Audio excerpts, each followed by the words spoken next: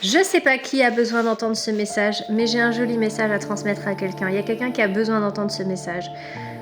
Dieu m'a parlé à travers une situation du quotidien, tout à fait banale, mais elle est tellement belle. J'ai une plante à la maison qui commençait à faire des feuilles jaunes, une plante grimpante, tu sais. Et elle faisait de plus en plus de feuilles jaunes. La plante était en train de dépérir. Et j'ai regardé des tips un peu sur internet pour savoir comment est-ce que je pouvais récupérer cette plante.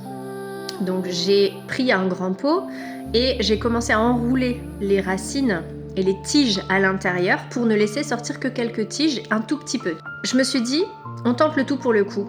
Si elle survit, génial, on aura réussi. Et si c'est trop tard, bah tant pis, au moins on aura essayé. Et les mois passaient et la plante ne montrait aucun signe d'amélioration.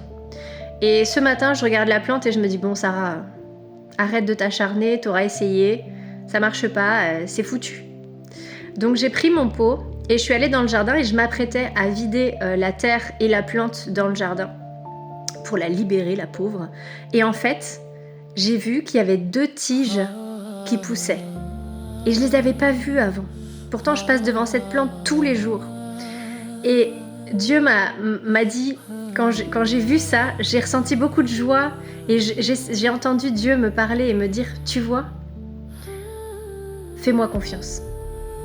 Il y a vraiment cette notion de renaître, il y a cette notion de renaissance, il y a ce mot en anglais revival, il y a quelque chose qui renaît, il y a quelque chose c'est un nouveau départ, d'accord ? J'ai dû couper certaines tiges de la plante, je ne pouvais pas tout garder parce qu'il y en avait qui étaient mortes, d'accord ? Mais la plante entière n'était pas fichue.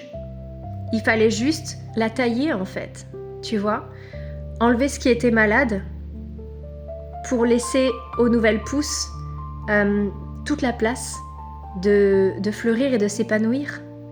Donc voilà le message du jour aujourd'hui, c'est un message d'espoir. Je sais qu'il y a beaucoup de gens en ce moment qui traversent des périodes difficiles et vous êtes beaucoup à m'envoyer des messages en privé pour me partager que vous êtes au bout, que vous en avez marre, que vous n'en pouvez plus, que vous êtes en train de perdre espoir.